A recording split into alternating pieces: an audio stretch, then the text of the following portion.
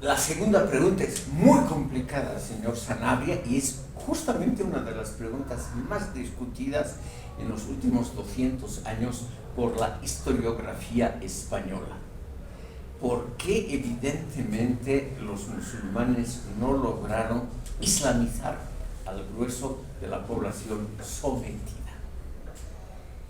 Yo no tengo ninguna respuesta, yo solamente le podría aquí repetir algunos elementos que a mí me parecen de poca consistencia, por eso no los quisiera aquí desarrollar. Los historiadores tradicionales, o sea, derechistas, diremos, dicen que el pueblo español ibérico se mantuvo fiel a la verdadera religión y que esa fidelidad a la verdadera religión impidió la islamización, o sea, que se convierten en musulmanes, del grueso de la población sometida. Yo dudo mucho de que esto haya sido así. Hay otra explicación que tampoco es muy convincente. Es la explicación más favorable al mundo islámico. Y esta explicación nos dice lo siguiente. Cuando el primer califa, el primer omeya, se hizo con el poder en Córdoba, cuando todo el resto del mundo islámico acató a los abasidas de Bagdad, hubo esa pequeña guerra civil entre los omeyas de Damasco y los abasidas de Bagdad, que triunfaron los últimos.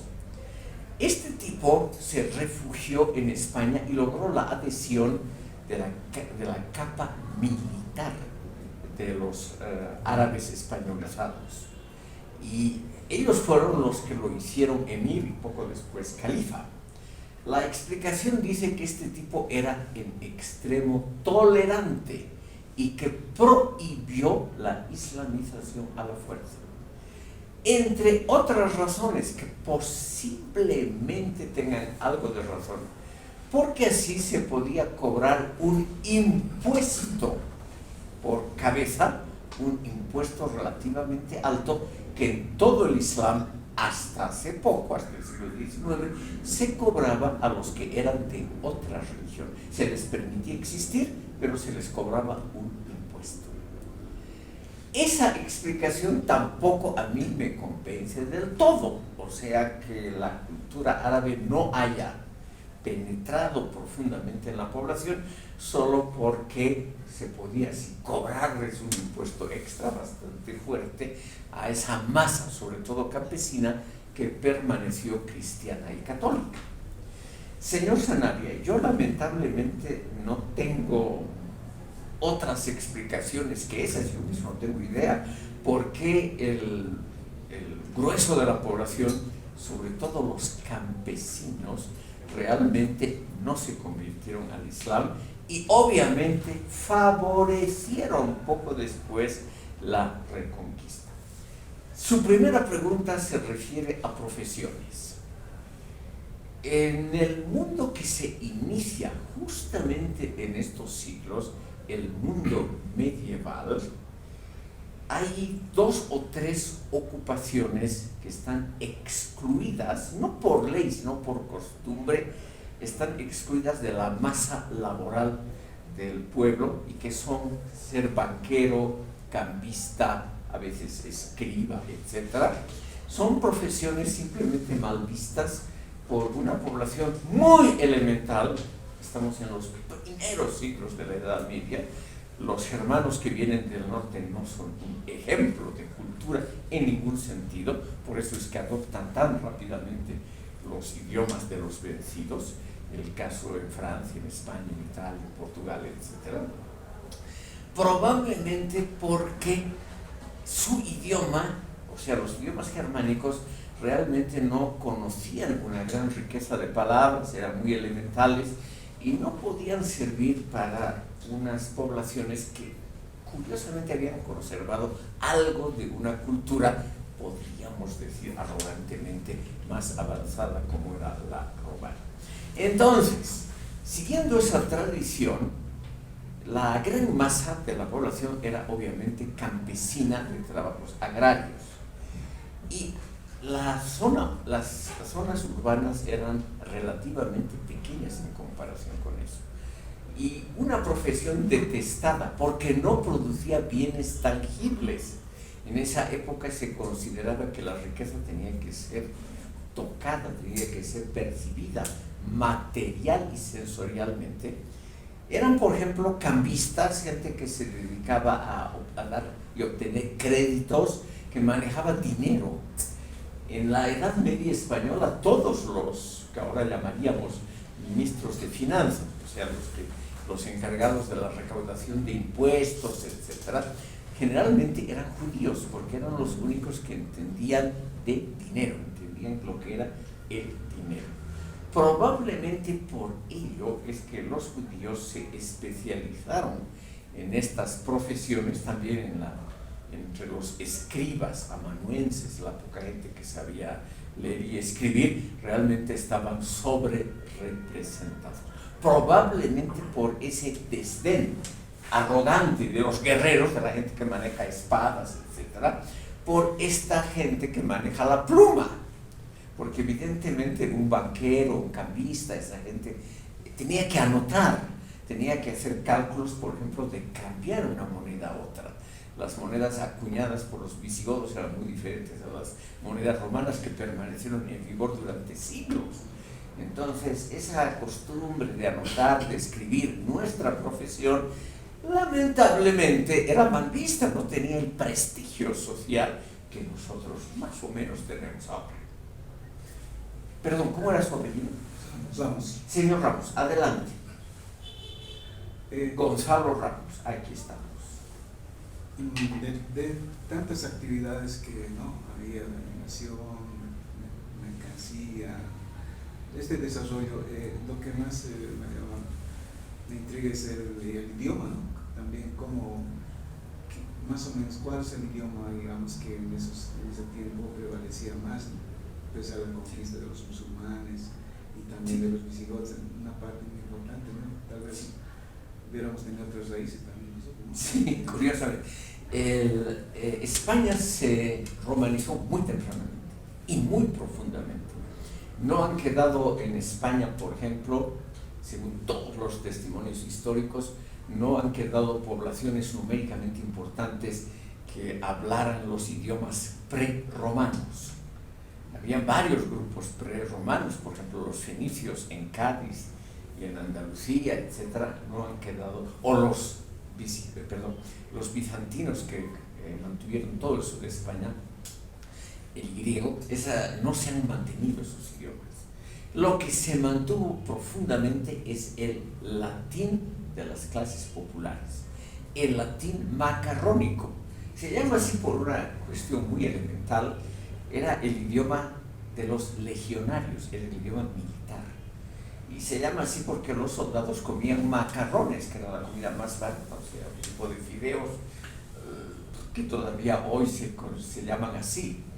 Ese latín macarrónico, que tuvo algunas variantes que se han mantenido hasta hoy, ese latín popular ha sido la base tanto del idioma hablado en la región dominada por los árabes como en las regiones reconquistadas por los cristianos en la mitad norte de España, ese latín. Y de ese latín ha nacido el castellano, el gallego, el catalán, que son idiomas ahora reconocidos oficialmente en España. Ahora, no sé si es algo positivo o negativo, señor Ramos, eso no me atrevo a afirmar. Lo que yo sí diría es que el latín, con la herencia además griega, era un idioma en vocabulario, por ejemplo, me imagino, pudiendo equivocarme, mucho más rico que el idioma de los visigodos. Por ejemplo, los visigodos, esto es una de las pocas cosas que se conocen muy claramente, los visigodos en el siglo VI ya querían una proclamación real, o sea, una cosa que el pregonero, en esa época, como no habían los medios modernos, se utilizaba gente que hablaba fuerte y bien, que se ponía de pie en el centro de una plaza o desde una ventana de un edificio alto y hablaba a la población para informar. Esas manifestaciones de un nuevo rey visigótico, salvo la primera, ya están redactadas en el latín que entiende la población.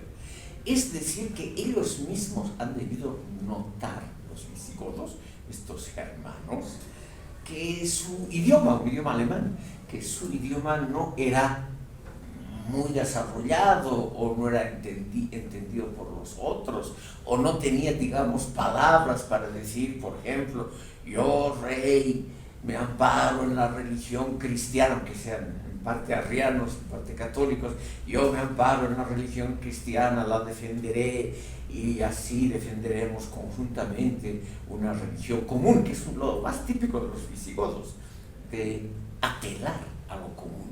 Eso hace todo conquistador. Trata de mostrar que él no está contra las creencias del pueblo, que él está en favor del pueblo. Entonces los visigodos, muy astutamente, era una población muy pequeña. La España romana tenía por lo menos 4 a 5 millones de habitantes. Hoy España tiene 47 millones. Digamos que tenía 4 o 5 millones en la época romana, toda la provincia, incluyendo lo que hoy es Portugal. Los visigodos fueron solamente unos 10.000 soldados, nada más. Entonces esos 10.000 obviamente se diluyeron en el curso de los siglos. Se diluyeron. En 711, y ahí ya empiezan a haber crónicas bastante interesantes, porque los cristianos tratan de registrar por escrito lo que sufren. Siempre los sufridos, los esclavizados, los dominados, siempre hacen memoriales de agravios. Eso en toda la historia de la humanidad. Y esos memoriales de agravios de los cristianos están todos escritos en el latín macarrónico, y todos, sin excepción alguna, señalan que ellos culturalmente se sienten superiores a los árabes. Entonces puede ser que haya algo de un nacionalismo lingüístico, muy típico además de España, puede ser que haya algo así, o puede ser que realmente cosas muy complicadas.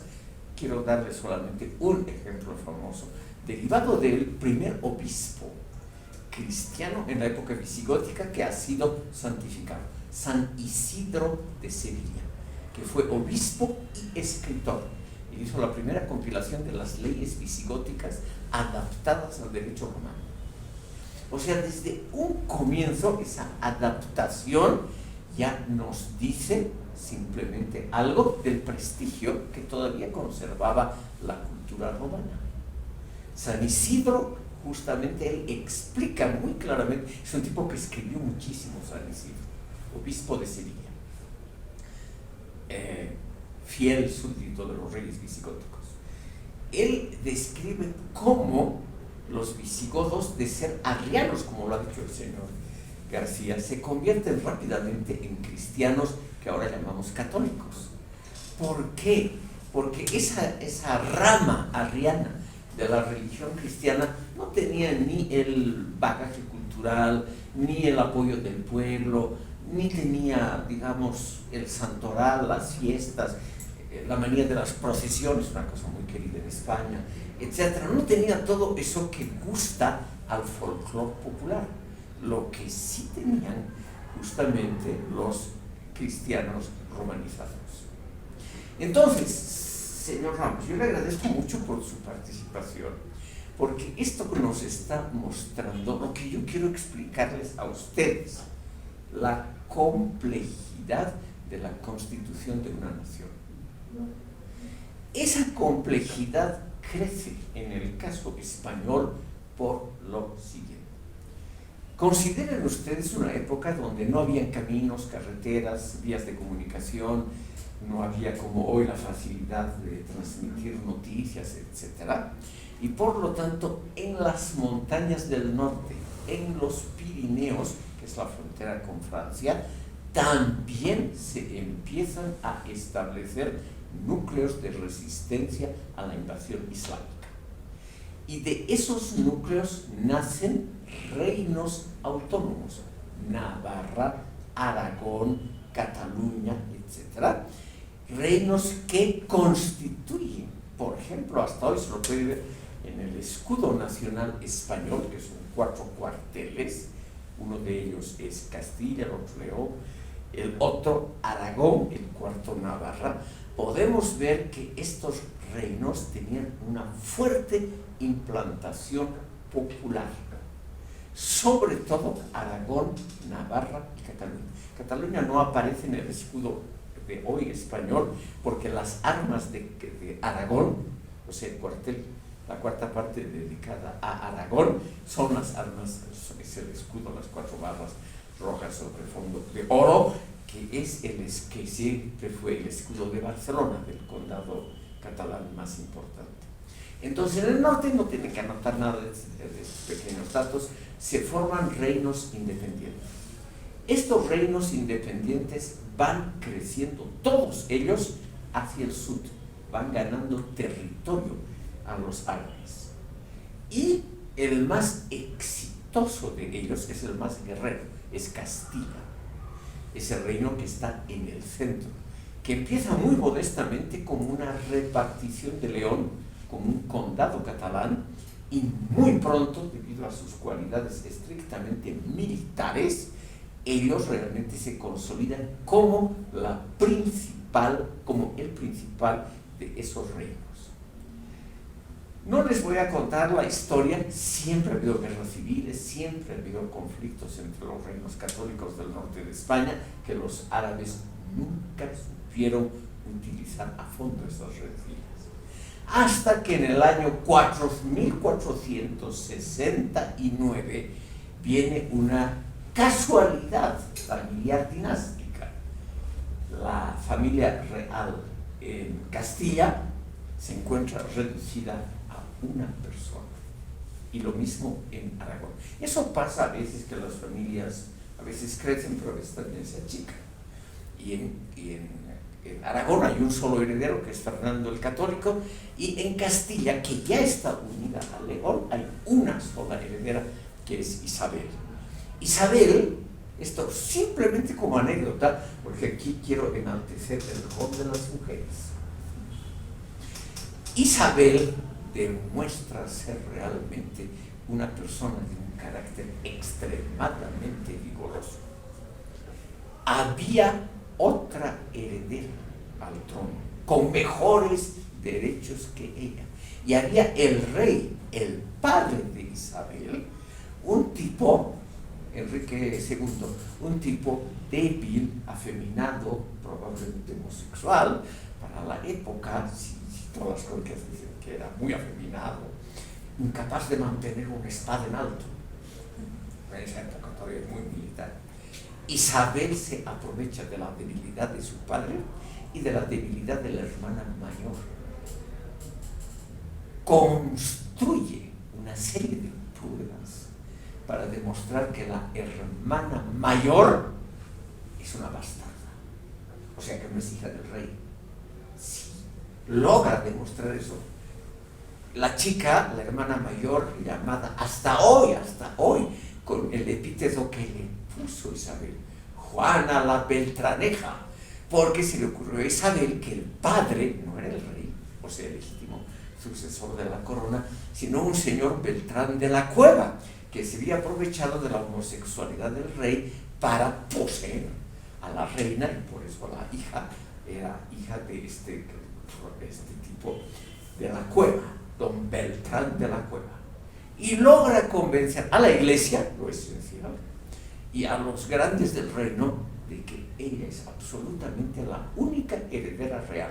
El padre, homosexual inútil, la hermana mayor, una bastarda, queda solo ella. Y realmente esta señora, por medio de intrigas, de batallas, de una serie de cosas muy complicadas para relatar, muy literarias, logra apoderarse del reino de Castilla y León, que era militarmente el más exitoso, y se casa con el único heredero de la corona de Aragón. Poco después, por vía estrictamente militar, sin tener absolutamente ningún derecho dinástico, los castellanos conquistan militarmente Navarra. El reino, que era totalmente independiente y que estaba en manos de los Borbones de otra dinastía, logran conquistar Navarra y así unifican casi toda la península, con excepción de Portugal, que se mantiene independiente en el extremo oeste, y de Granada en el extremo sur, donde está todavía la última dinastía islámica.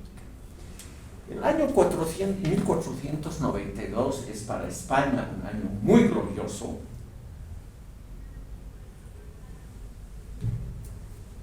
Precisamente para nuestro tema, la constitución de un Estado nacional, porque las tropas castellanas, no las aragonesas, conquistan Granada. Conquistan Granada por las armas y expulsan al último rey musulmán de la península ibérica. No se atreven con Portugal porque es un reino consolidado, fuerte.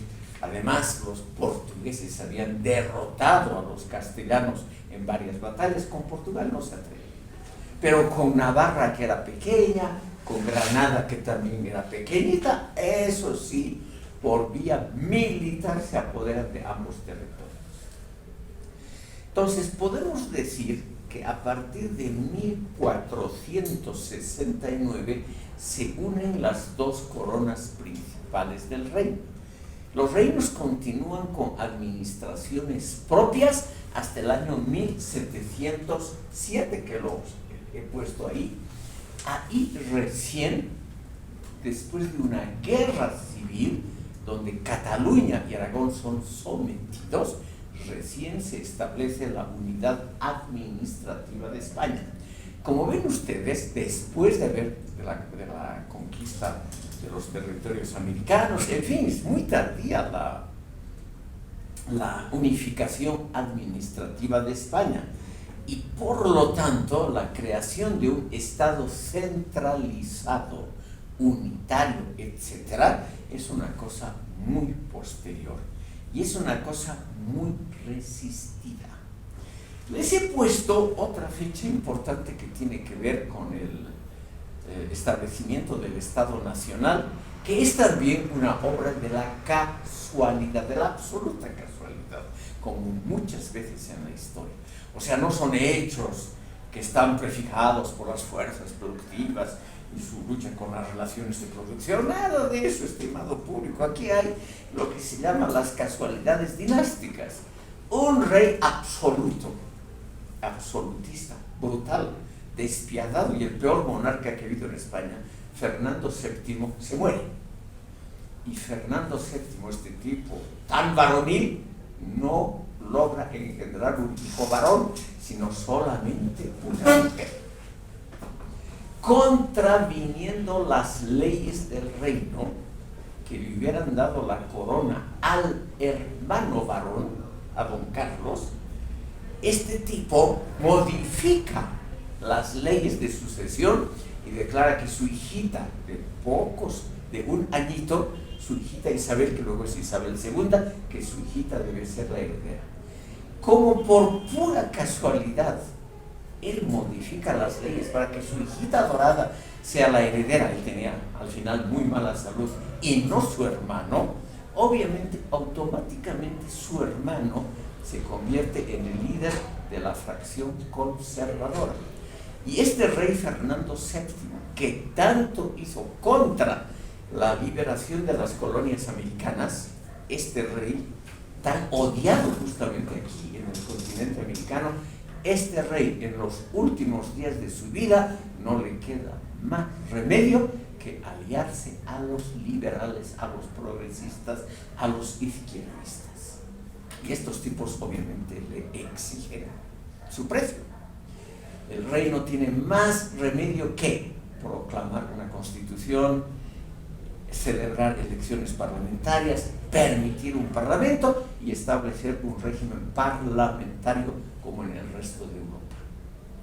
Señor García, sí, ¿lo va a defender usted a Fernando VII? No, tengo varias inquietudes sobre la historia de España, que es muy peculiar, ¿no? Es un país muy heterogéneo, bueno, no creo que haya país que sea homogéneo, pero España es particularmente heterogéneo.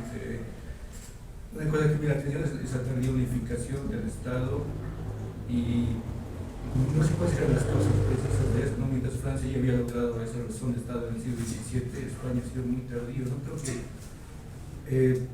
seguramente hay muchos factores que explican eso, no sé, una vez que veía España me iba a contraste, por ejemplo, entre Castilla y Aragón, en el sentido de cómo ha sido la ocupación territorial que ha tenido cada reino de una forma diferenciada. Sí. Castilla era de grandes extensiones, ¿no? De grandes haciendas, Aragón era, y Cataluña por supuesto era de pequeñas propiedades, medianas propiedades.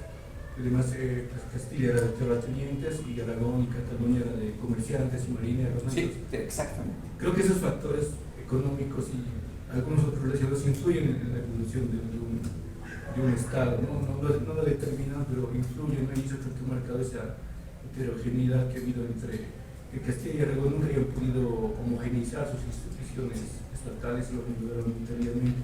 Y creo que ese factor es importante, ¿no? Porque de alguna manera explica, por ejemplo, los mismos españoles de la época solían referirse a su reino como los reinos, ¿no? Eso me parece importante porque eso explica de alguna manera por qué, por ejemplo, Brasil se ha constituido en un solo estado y todas las que eran posesiones españolas en América se han dividido en varios estados, ¿no? Creo que nunca ha logrado esa homogeneización, esa centralización que había en Francia, por ejemplo.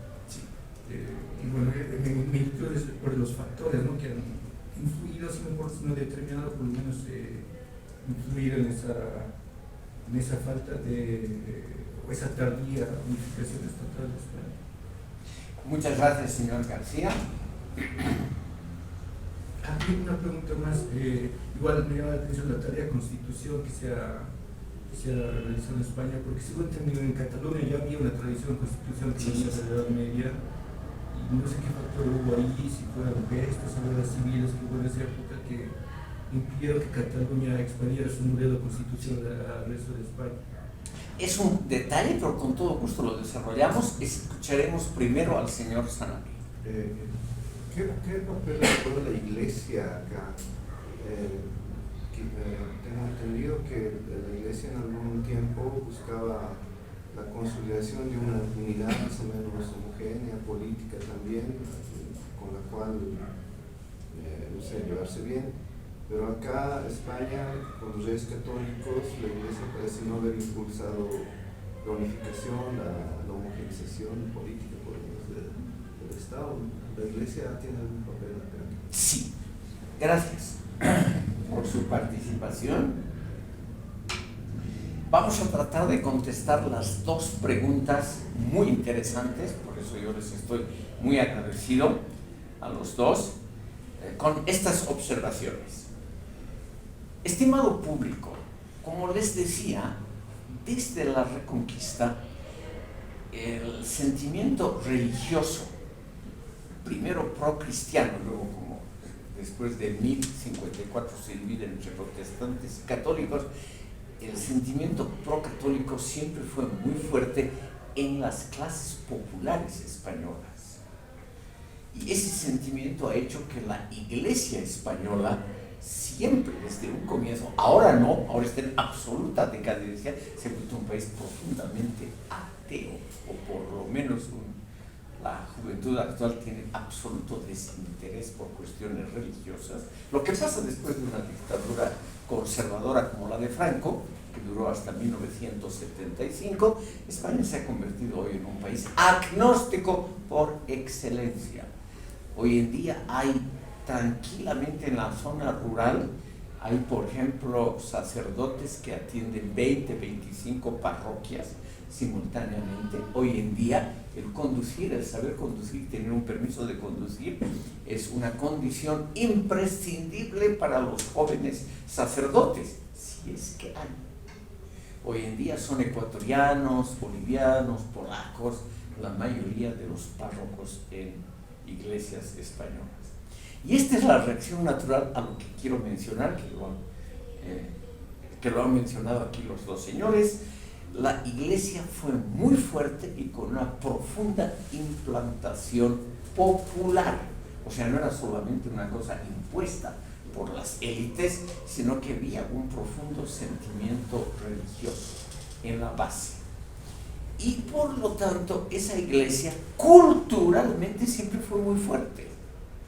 Es decir, si vemos, por ejemplo, la situación del sistema universitario, muy tempranamente, en 1252, se creó, todavía en el Reino de León, se creó la Universidad de Salamanca, hasta hoy la más prestigiosa de España.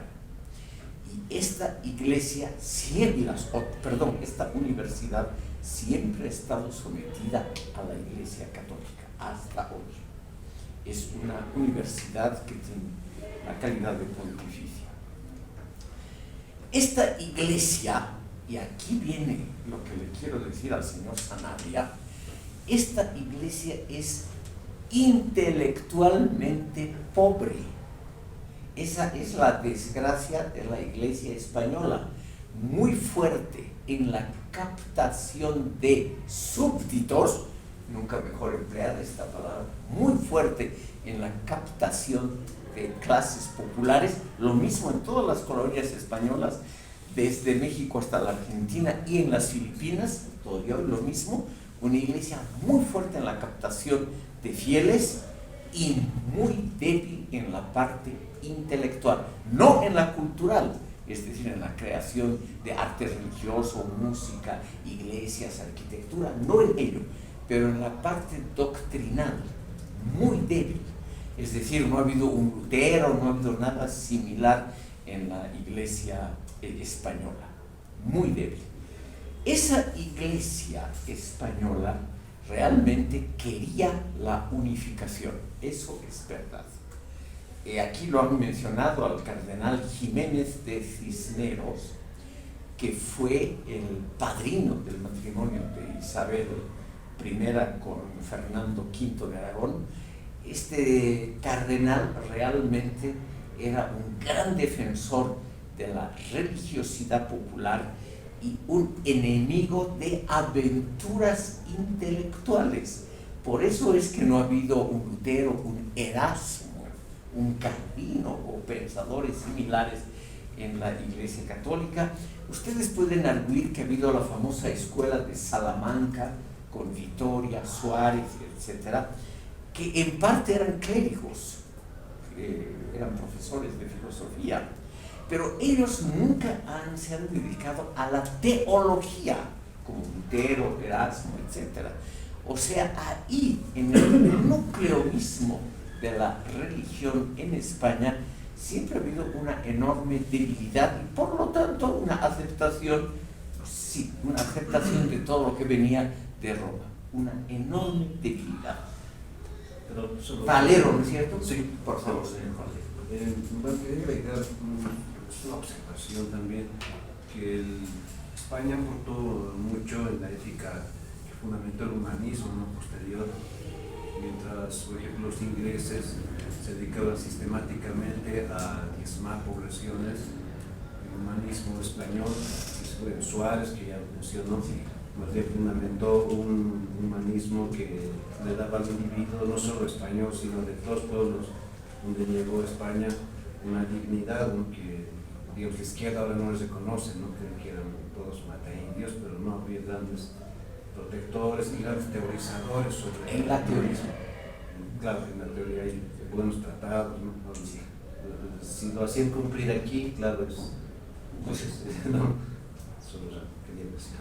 Vamos a llegar a ese tema porque, señor Valero, tiene que ver con la constitución de los estados nacionales en América Latina, que va a ser prácticamente la segunda parte de este modesto curso. Entonces, le ruego a usted tener algo de paciencia. Ahí vamos a ver el rol de la Iglesia y el rol de la escuela de Salamanca que usted menciona. Porque evidentemente la escuela de Salamanca se distinguió, entre otras cosas, por la ayuda filosófica a la creación del derecho indiano, que ha sido, entre otras, esto es tal vez para elevar la identidad de los bolivianos, hay que reconocer que la audiencia de Charcas ha sido la mayor productora de intelectualidad en toda la América española, en toda la América ibérica. El Brasil recién tuvo una universidad a mediados del siglo XIX, a mediados del XIX. En cambio aquí desde 1600 y tantos. Pero, el problema es que esas ideas sublimes del derecho indiano y de la Escuela de Salamanca aquí se quedaron en la mera teoría. Aquí nunca fueron realmente ejercitadas en la praxis. Y eso es algo constitutivo también, no solo de las mentalidades colectivas, sino del Estado. El hecho de que las mejores teorías que han habido nunca han sido aceptadas en la praxis por los gobernantes y por las clases altas, lamentablemente. Y lo que yo quería decirles es que aquí en Charcas, aquí en La Paz y en La Plata, que antes se llamaba Sucre, vivió Juan de Solórzano y Pereira, el creador del derecho indiano, el más grande representante del derecho indiano. Y seguramente ha escrito sus obras principales aquí en La Paz, en su estadía. Lo mismo Gaspar de Villarroel, Gaspar de Escalona y Agüero y otras grandes personalidades del derecho indiano han sido, en estos dos últimos casos de los Gaspares, han sido cochabambinos, han sido gente que nació y creció en Cochabamba los que han desarrollado el derecho indiano. O sea, ha habido un aporte muy notable que no ha habido en ninguna otra parte de la América española al saber, pero lamentablemente eso siempre ha quedado en una, diremos, en una dimensión que no ha fructificado la vida cotidiana de estas sociedades. Estimado público, permítanme terminar con algunos datos, la descripción, porque evidentemente tiene mucha influencia en nuestro caso de la Constitución del Estado Nacional Español. Recién en 1833, o sea, mucho después aquí de las colonias latinoamericanas, se reúne el primer Parlamento español, se fundan los primeros partidos políticos, funciona por primera vez una política abierta y pública, ya no es solamente una cosa, una prerrogativa real, una prerrogativa del rey y de sus cortesanos, y esto es curiosamente impulsado por este Fernando VII, este rey muy malo, muy mediocre, que se opuso violentamente a la independencia de las colonias latinoamericanas. Fue durante su reinado que ocurrieron todos los procesos de independencia en América Latina, salvo Cuba.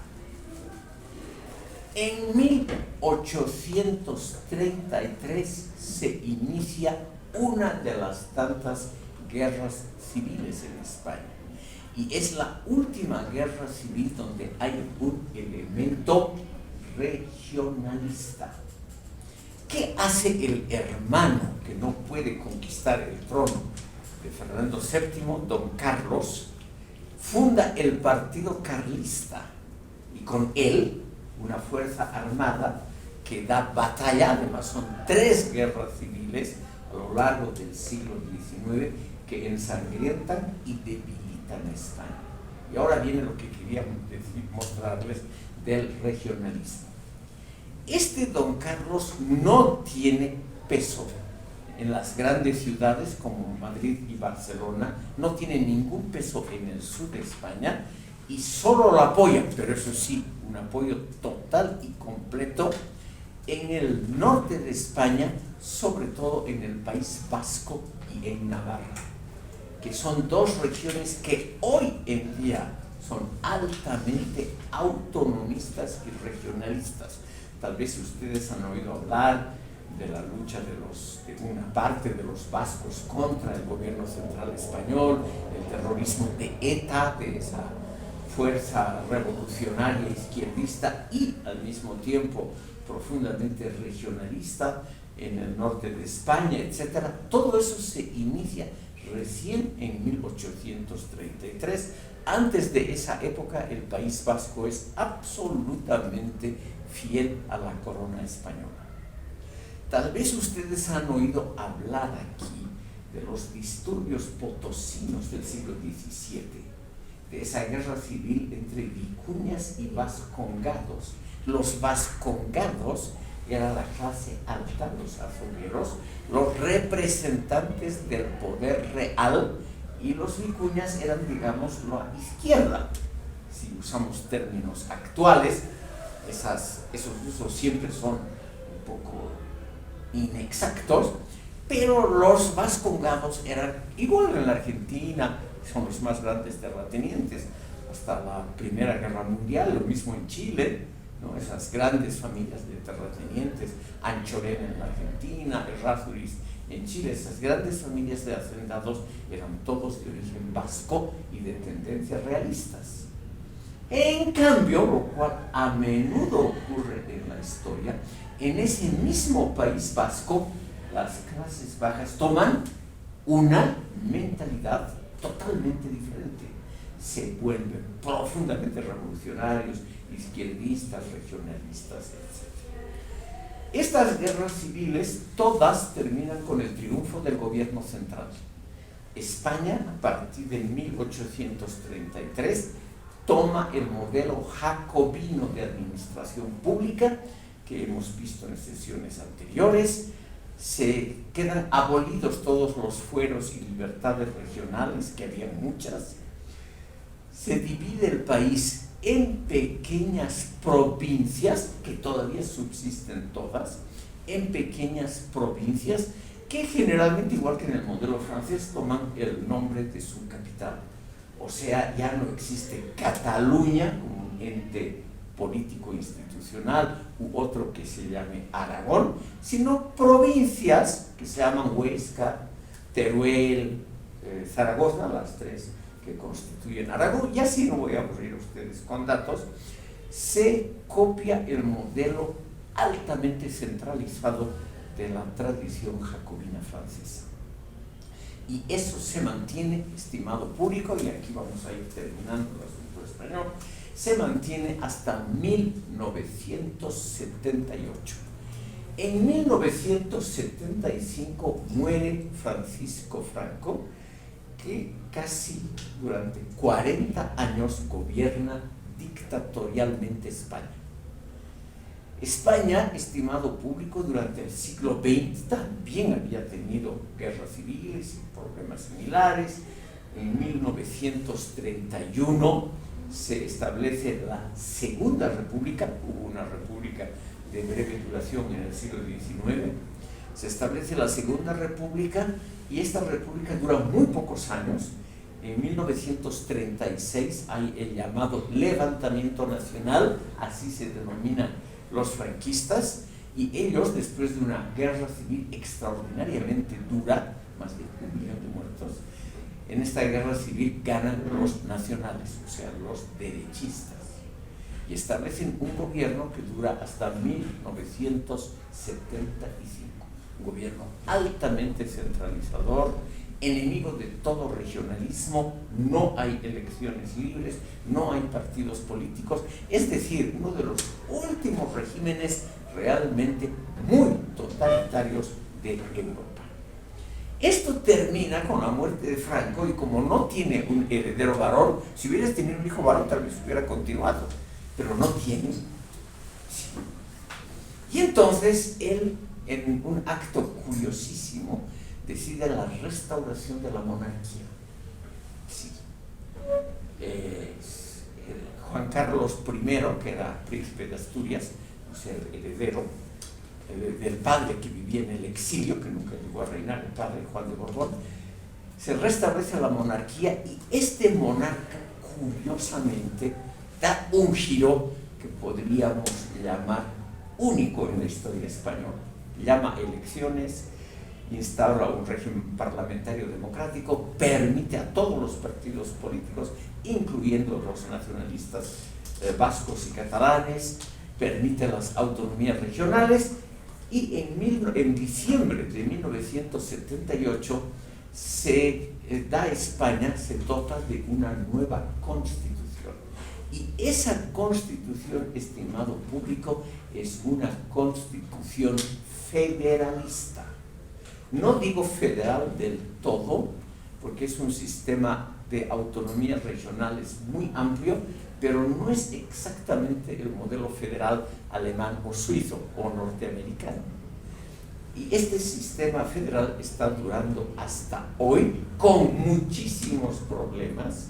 Todavía hay en Cataluña, en el País Vasco y en Galicia, las regiones que tienen un idioma propio, hay todavía un fuerte resentimiento contra el centralismo. El centralismo es calificado de asfixiante, de robar los recursos propios para enriquecer al centro, es decir, son reivindicaciones muy usuales que siempre las regiones periféricas alzan contra el centro, muy usual en todo el curso de la historia universal. Vamos a ver que en Indonesia y en la India es más o menos lo mismo.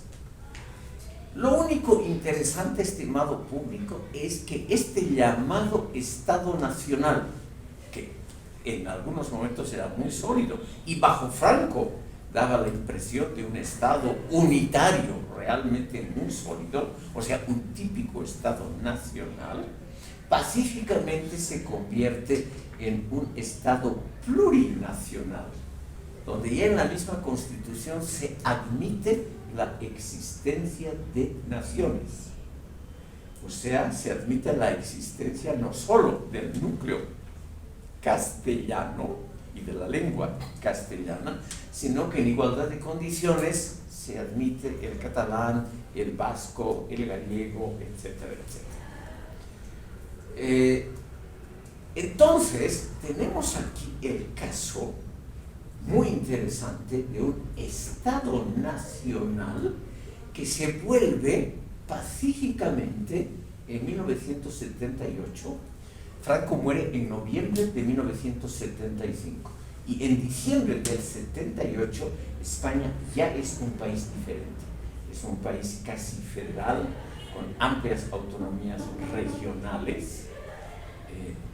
Es un país que al mismo tiempo deja completamente a la religión católica a un lado, se separa el Estado y la Iglesia, se convierte en un régimen parlamentario de gobierno siguiendo el modelo clásico de Europa Occidental. O sea, el rey no gobierna, el rey reina pero no gobierna, es un primer ministro elegido por el parlamento el que gobierna, y la única condición es que logre una amplia coalición que tenga una mayoría parlamentaria. En estos momentos es una coalición de partidos de izquierda, es una coalición entre el Partido Socialista Obrero Español, que es el más grande, que pone al primer ministro actual, Pedro Sánchez, ayudado por el partido Unidas Podemos, partido cercano aquí al MAS en Bolivia. Entre los dos gobiernan en España y es como si fuese un gobierno de la derecha, ¿no? Hay muchas diferencias, ¿no? Por ejemplo, apoya claramente a Ucrania en la guerra contra Rusia. Este gobierno no ha nacionalizado pero absolutísimamente nada, ha respetado la propiedad privada de los medios de producción.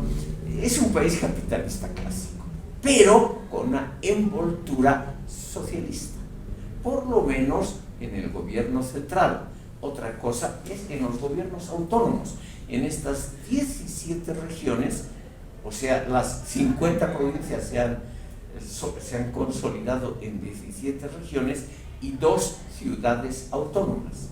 Por las dudas, aunque esto no tiene ninguna importancia, las 2 ciudades autónomas están en el continente africano.